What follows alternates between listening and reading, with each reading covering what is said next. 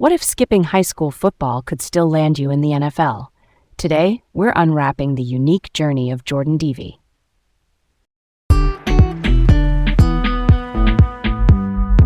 Hey, I'm Garrett, feeling curious and excited to dive into today's topic.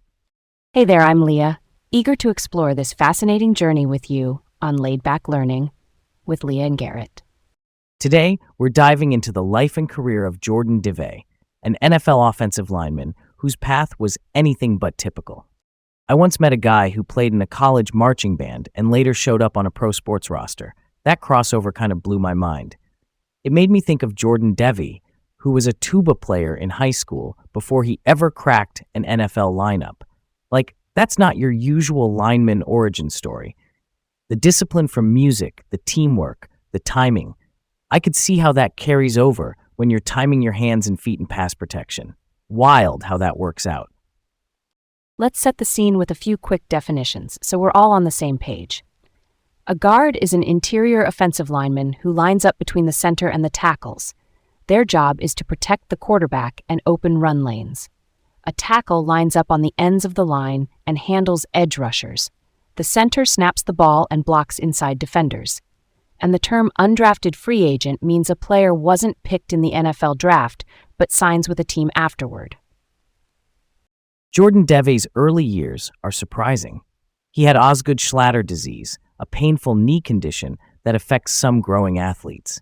Because of that, he didn't play high school football. Instead, he played tuba in the American Fork High School band in Utah and played baseball.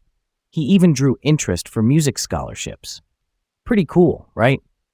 Then he made a big life choice.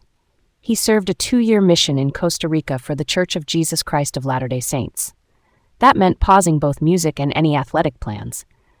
When he returned, he found a door into football through Snow College, which is a junior college in Utah.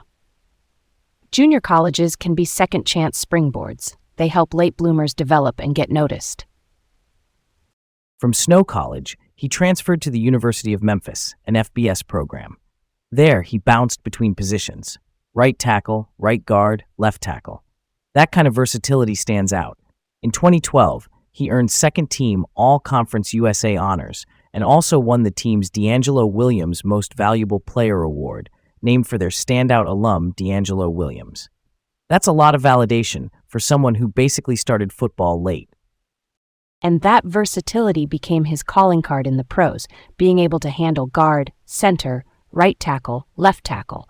That's like having a Swiss Army knife for an offensive line coach.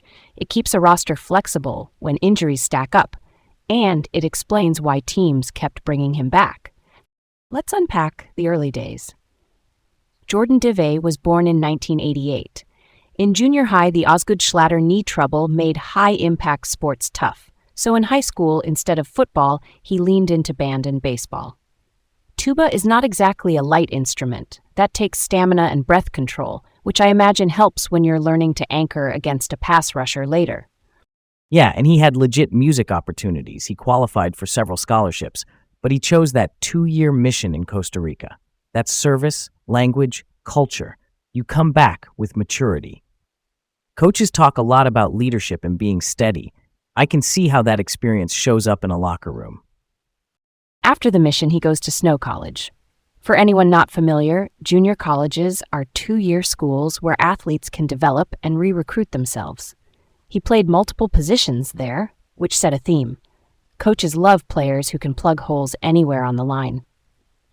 Then comes the University of Memphis. That's where he really proved it against Division I competition.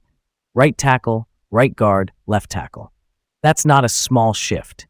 Every position has different footwork and angles. He got second-team All-Conference USA in 2012, which is external respect, and he won the team MVP named after D'Angelo Williams. That's internal respect. I also think about timing. He married Lindsay in 2011. By the time the NFL becomes real, he's got a partner and, eventually, 4 kids. Stability on the home front can matter when your job might change cities overnight. Why does that matter so much for linemen? The margin is thin. You might be on a practice squad Monday and in the lineup Sunday. Having a steady support system when the phone rings at 10 p.m. the night before a game, that's big. And if you didn't play high school football, Every rep counts double. Junior college got him in the door. Memphis built the resume. The next step was going to be uphill no matter what.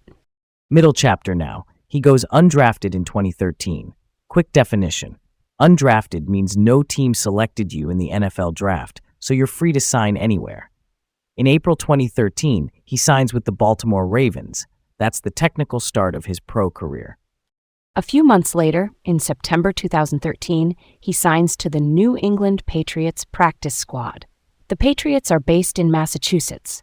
The practice squad is a group that trains with the team but isn't on the game day roster unless elevated. It can feel like limbo, but it keeps you close to opportunity. 2014 preseason, he's playing center, guard, tackle, all of it. That's a tryout at 3 jobs. Preseason versatility is how you make the 53, and it clearly mattered because he got promoted to the active roster in the 2014 regular season. He starts 6 games at guard in 2014. Guard is a tough, technical spot. The game's happening right in your lap. For a player who didn't even do high school football, starting 6 times for a team with Super Bowl aspirations is huge. That's also the year New England wins Super Bowl XL-Int 28-24 over the Seattle Seahawks. Being on a championship roster is special, especially as an undrafted player who had to fight to even stick in the building. In 2015, the Patriots trade him to the San Francisco 49ers for tight end Asante Cleveland. Quick note, a tight end is an offensive position that blocks and catches passes. That one-for-one swap says each team saw a specific need. This is where the journeyman grind shows up. In 2016, the 49ers tender him a 1-year deal, then waive him in May. Waivers means any other team can claim your contract before you become a free agent. The Kansas City Chiefs claim him 3 days later. Let's bring it home with the later arc. In Kansas City in 2016, he ping-pongs a bit. Final cuts lead to a waiver. He signs to the Chiefs practice squad, then gets elevated to the active roster, then released, then back to the practice squad. That cycle is super common for depth linemen. It's like roster Tetris. In January 2017, he signs a reserve future deal. That's a contract that kicks in the next league year, so the team holds your rights. Then September brings more cuts and a re-sign a couple days later. It's that on-the-bubble life, and he keeps answering the phone. In March 2018, he re-signs with the Chiefs and contributes early. Then a torn pectoral puts him on injured reserve. Injured reserve, or IR, means you're out for a stretch and your roster spot opens for someone else. For players trying to stack starts, those lost reps can be costly. He resets in 2019 with a 1-year deal from the Oakland Raiders, who later became the Las Vegas Raiders, but he lands on IR that October 2019. In 2020, the Raiders re-sign him in April, then release him at final cuts in September 2020. The window opens again a week later with the Buffalo Bills, the NFL team in Western New York, adding him to their practice squad. In October 2020, he's elevated for a Bills game against the New York Jets, then back to the practice squad after. In January 2021, the Bills elevate him for the wildcard playoff game versus the Indianapolis Colts. That's trust in a high-stakes spot. He's then promoted to the active roster in January 21 and signs a 1-year extension in February 2021. In August 2021, he's released at final cuts. That's the last roster move on record for him. Through all those shifts, the through line is adaptability. Guard, center, tackle, practice squad to active and back. Over and over, he kept carving out a role. And the human side matters here. He was married to Lindsay and they had 4 children. They moved with him through these chapters. That kind of resilience as a family is real. It's not just numbers on a transaction log. Tragically, in July 2026, he died at age 38. Reports list the cause of death as suicide. That's heavy. If anyone listening is struggling, please consider reaching out to someone you trust or a local support resource. You're not alone. There's a small but interesting disputed point about where his NFL career began. Some accounts say New England. Others point to Baltimore. The record shows he signed first with the Baltimore Ravens in April 2013, then he joined the New England Patriots practice squad in September 2013. I'm Team Ravens on this one. Technicality matters. First contract equals first team. So the Baltimore Ravens, that's the start. It might feel less memorable than starting games in New England, but your first signature is your first step.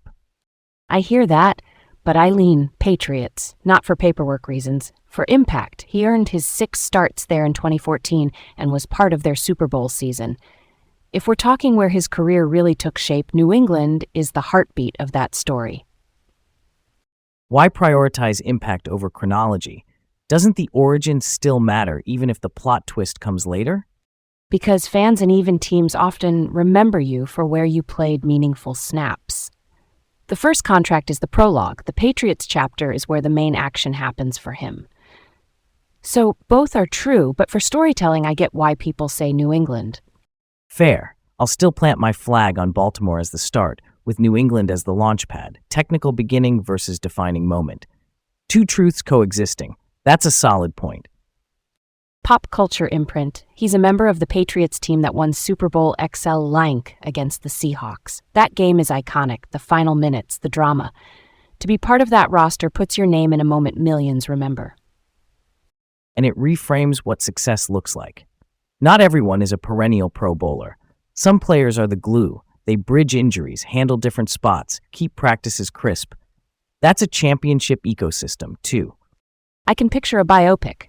Act 1, the tuba and the mission in Costa Rica. Act 2, Memphis and the undrafted climb. Act 3, the Super Bowl ring and the resilient, real-life grind of waivers, practice squads, and family.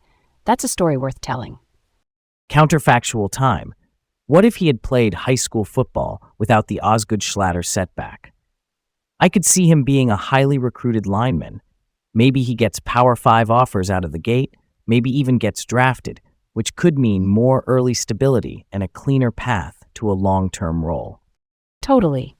If he had those extra 4 years of reps, footwork, and visibility, scouts would have known his name sooner. That could shift the timeline. Maybe he lands with a team that develops him as a long-term starter at one spot rather than a utility piece bouncing around. It might change the injury risk profile too, since he'd be acclimated earlier. Flip side though, without the late-blooming arc, does he still become that ultra-versatile guy?